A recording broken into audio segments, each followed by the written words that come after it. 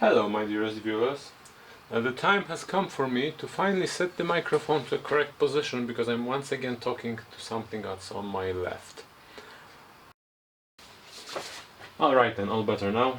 So, today I'm going to show you how to build a wheel and what to take into account when you want to build a wheel, or you want to buy components for building a wheel, or you want to judge whether a wheel you are going to be buying is good enough. So, let's start with this business. So when looking at a wheel of a bicycle, you're going to want to judge what components do you need to build this wheel. So obviously we have covered rims in a previous video, and I covered the design or construction of a spoke in a previous video, links in the description.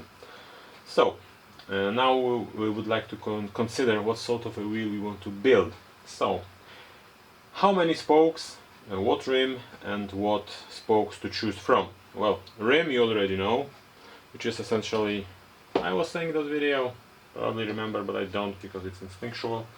But I think I said something about double wall, aluminum and 32 holes, and welded if you can master, and single eyelets because you don't really need double eyelets. But if you're riding something gravity oriented, use double eyelet or a wider rim. Whatever, see the video. Now, spokes.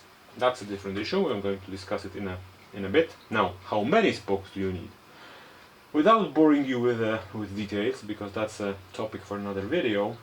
If you want to buy or build a good wheel, you want to have 32 spokes, front and rear.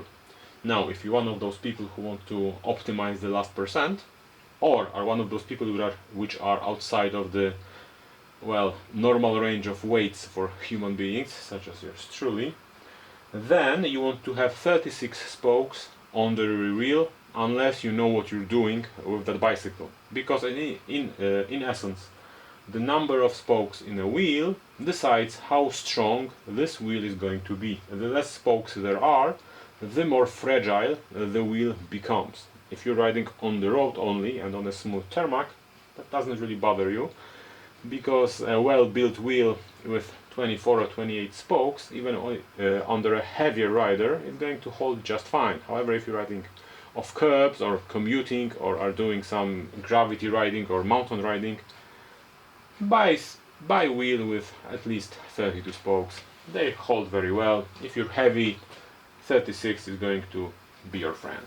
Now when it comes to front wheels, we have a slightly different issue. The problem is that the weight distribution on a bicycle is essentially rear gets 60%, give or take, the front gets 40%, give or take. Essentially, the rear has a much harder life, so you want to have more spokes on the rear. However, on the front you can take spokes out with a relative impunity, so 28 at the front is going to be just fine for just about everyone. 24 possibly also. If you're riding gravity, when you're going to be pushing the bike hard or landing on the front wheel, get more spokes there. And if you're not the type of person who just likes to optimize the last percent, just use 32 front, 32 back, or 36 back, 32 front if you're a heavier rider. Another piece of methodology when it comes to bicycle wheels is the amount of crosses it takes one spoke crossing other spokes in the wheel before it enters the flange of the rim. The most common way of lacing wheels is so-called 3 crosses, which is like this one, which is 1 cross here, 1 cross here, 1 cross here. Why is this done? It isn't done. This is an emergent phenomenon. The reason why this happens is that we want the spoke to exit the flange of the hub tangentially to this flange, not radially, because we want the flange of the hub to be loaded in a direction where there is most material. And we do that by making the spoke go in this direction, not in this direction. And if we are doing this, then naturally the spokes have to cross each other. How many crosses you're gonna get is actually dependent on the number of spokes you're having here, the size of the flange, the size of the wheel, and lengths of the spokes you have at your disposal. But for the most average 70C or 26 or 29 or 27.5 wheels, you're going to want to have 3 crosses, or 2 crosses, or 4 crosses, and that's about it. There's no magic here. Okay, so now that we know how many crosses and what spokes to choose from, we want to also know what length of spokes we are going to be using. And the answer for this is it depends. But without boring you with boring trigonometry and interesting geometry when it comes to 3D structure of a wheel, there are online calculators from just about any major spoke manufacturer. You can use one of them, get some results, then compare them to the other manufacturer and get a different results, and then you're going to cry, because just about every calculator out there gives you different results for the same wheel. The trick is to use 2 or 3 calculators and average the values. Make sure that you are inputting correct values, and once you have that wholly length of the spoke, anything you buy within 1 millimeter from that length is going to work fine. By far the most popular way of mode of failure of a bicycle wheel is the head of the spoke being torn off from the spoke at the flange. And the reason for that to happen is that if a spoke gets slack enough, it can rattle around in this hole, and each time it does this, the head of the spoke gets slightly cut. And if it does that sufficient amount of times, it just gets torn off. Now the part of the art of wheel building is building a wheel in such a way that this failure doesn't occur. And one of the tricks to use for that, which I'm not going to be using because it's problematic, I mean annoying to make, but in the olden days a wheel builder would add a small shim between the small brass shim between the head of the spoke and the flange, and as he tensioned the spoke, the brass filling, the brass shim, will be pushed into the head, into the hole in the flange, and that would keep the spoke from rattling once the wheel has been tensioned. I don't really have an opinion whether that works or not, because I have never done this, but I'm saying this because for the sake of completeness and in fairness, it seems like a good trick to use. Now, another trick that is often used or suggested, especially when building very light wheels, is tying and or soldering. What is it? Essentially, when looking at the wheel, you might want to consider with these spokes should support the other spokes in the wheel or not, and this is sometimes done by soldering these two in each cross, or these crosses, or tying them with a thin wire and soldering, or doing something like that, essentially attaching the spokes to each other so they share the load. In my humble opinion, this is pure myth and it doesn't work, and if it does work, it does a very minor effect for major headache if a spoke breaks. Don't do it.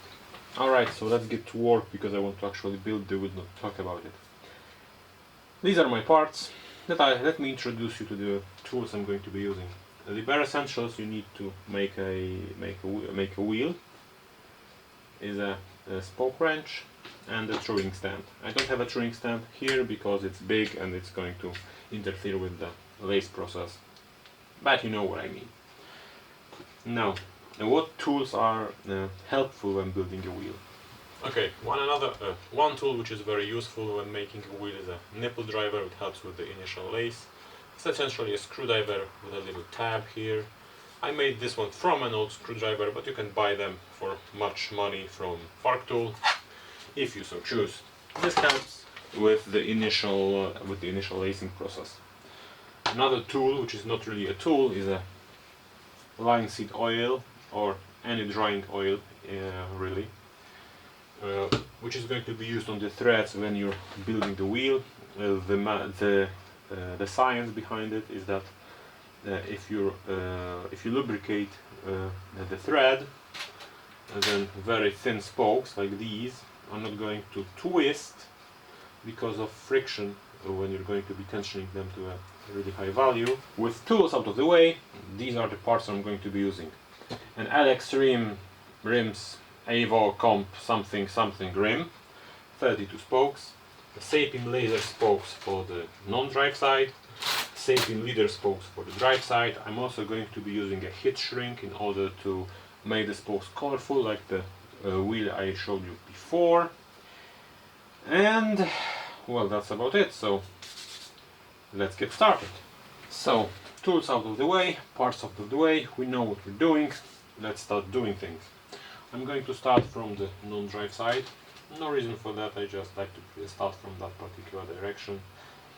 The first line of spokes are going to be inserted from the outside, like this. This is important because if you would like to do it from the other side, you would start from this direction. Then once you lace both sides, the non-drive side and the drive side, then you would need to somehow weave the spokes put in from this direction through already laced spokes, and that will require most likely bending of the spokes.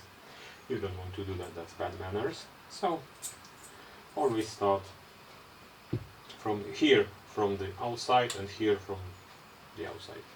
Now we need to locate the valve hole. It's conveniently, by conveniently, horribly. Okay, here it is. It's here. So I'm going to insert the first spoke here. Now this is important. Here is the valve hole. This is important because the spokes around the valve hole are need to be parallel to each other, so we have easy access with the pump. It's not necessary, it's just how wheels should be laced. And of course, I am dipping the thread into the linseed oil, inserting my heat shrink, and putting on a nipple. And now I know where to start. Now we need to repeat this 8 times for this particular side. Remember, if you're starting here, then you have two holes on the flange of the hub, but you need to go 1, 2, 3, 4 holes on the rim, because obviously there are going to be I forgot the heat shrink. Do I need this color? No. I need violet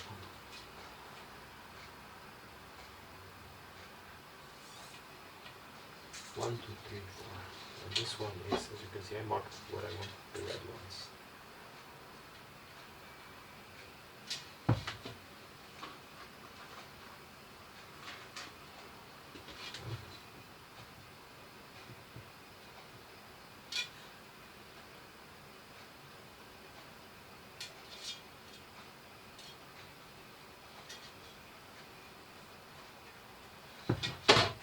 And now repeat this 6 more times.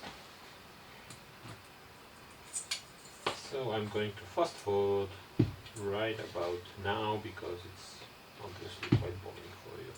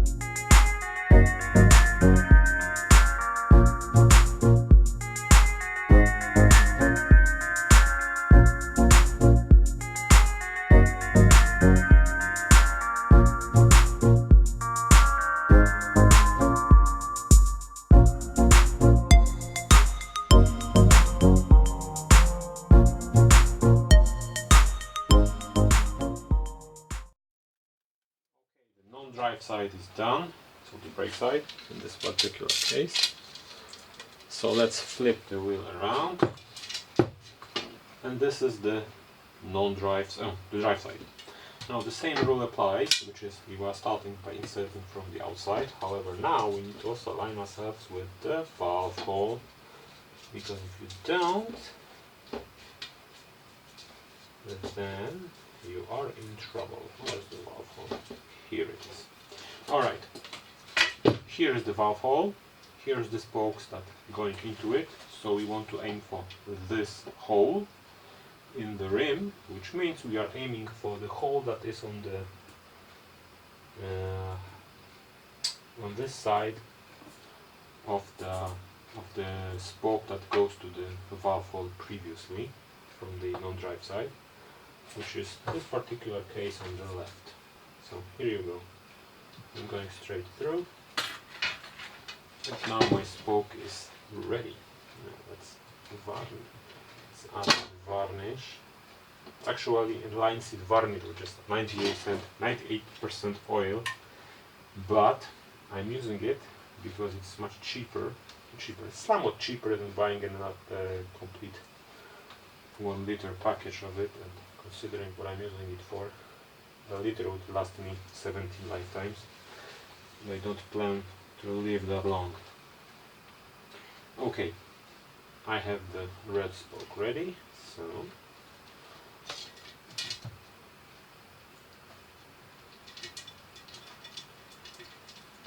okay, and now we need to add the non-drive side spokes 7 more times. Fast forwarding, because that would be pretty boring.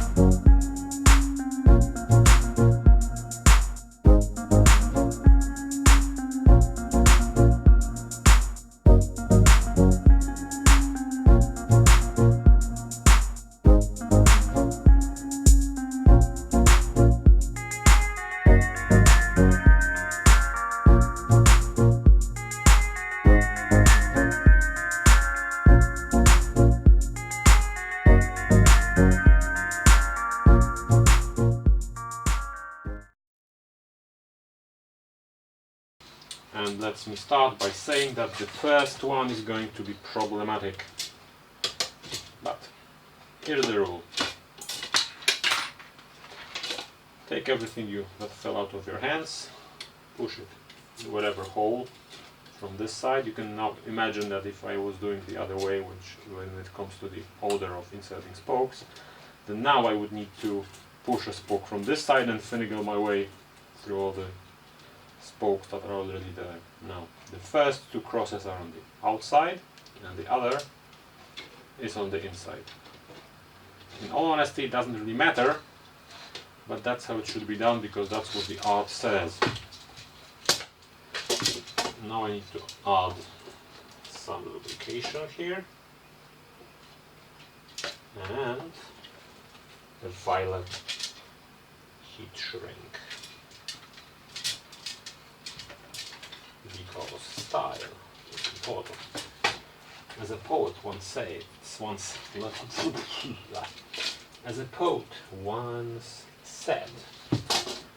nice to be important, but it's more important to be nice. I think the poet wasn't really correct, because I'd much rather be correct. As I said, the first one is always a problem. But I want to kill some time here. Up, up, below. Full disclosure. I'm doing this for the second time because for the first time I forgot about this because I was too busy explaining stuff instead of doing it correctly.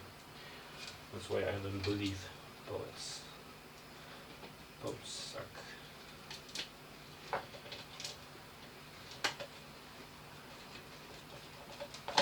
This is why you need a nipple driver. It makes this job, this particular part of the job, starting the thread on the first counter spoke, 17% easier. By the way, 90% of statistics are made out on the spot. Okay, I have the first spoke laid in. Now the shape of the wheel or the initial lacing is done. Where to add the another spoke? If your answer was here, you're wrong. I mean, you're minorly wrong, but wrong. Since I added this spoke now, I want to add the one on the opposite end. Using the same principle you do when you are tightening bolts on your car wheel, or tightening bolts on your disc brake, or just about any circular device. In short, you want to add a uniform tightening or torquing of the wheel, up, below. Because it's going to make the initial wheel build or the initial truing a touch easier, because the wheel from the lace part is going to come out straighter. Right now I shall stop talking and start making stuff. Just pay attention.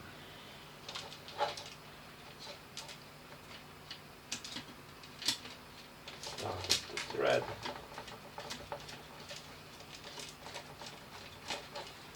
Alright, which spoke to now add? Now, one free hole, not this one, and then the opposite of this one. So here we add the spoke, here we lubricate the thread,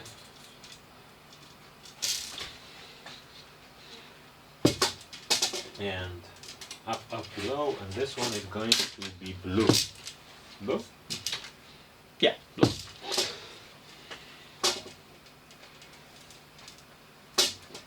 Above, below.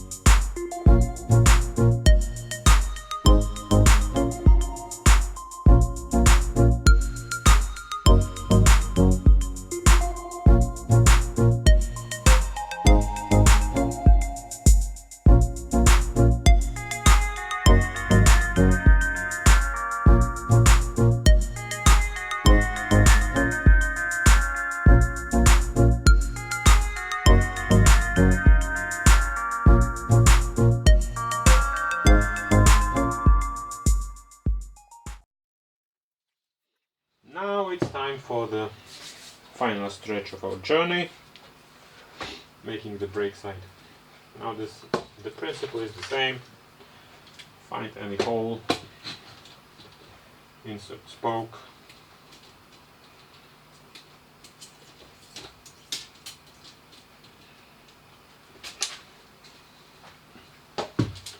lubricate, find an appropriate hole in the rim, above, below, Now we shouldn't have any trouble locating which one is going to be. This one is going to be blue, I reckon. Yup, it's going to be blue. So inserting blue heat shrink.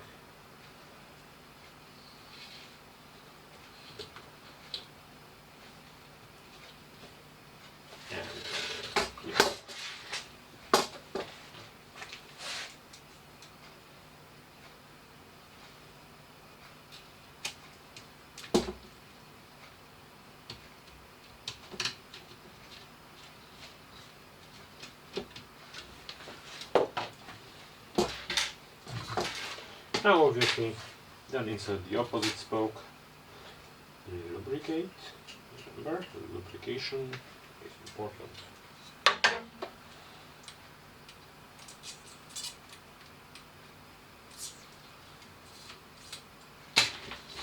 And this one is going to be red. Is it? Yeah, it's going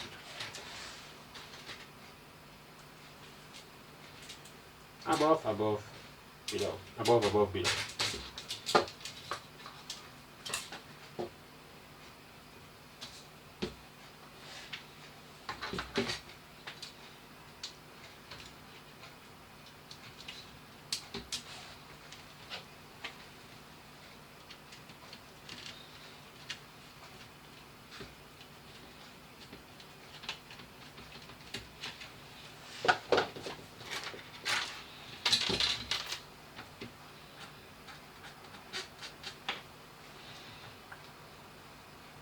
We have these two, so take any hole in the middle, insert spoke.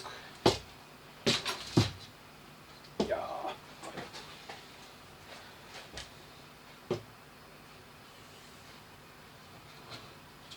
Above, above, below.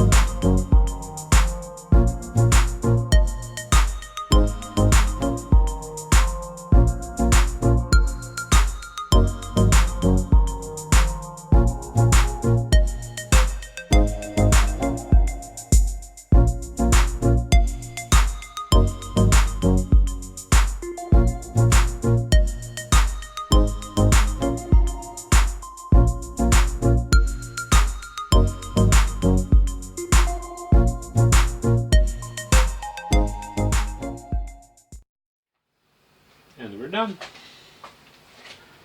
Let's see how not straight it is. See? This is the power of doing it in a correct sequence. Now I just need to throw it, but it's not going to be hard work. Alright, I'm done lacing the wheel. Now it's time to throw it and tension it. However, the clock on that wall tells me that my time's up, so I'm not going to be doing it today. So I'm going to leave you just with the impression how the X-Cobra 144 engagement hub is going to sound like, more or less. So here's this hub sound.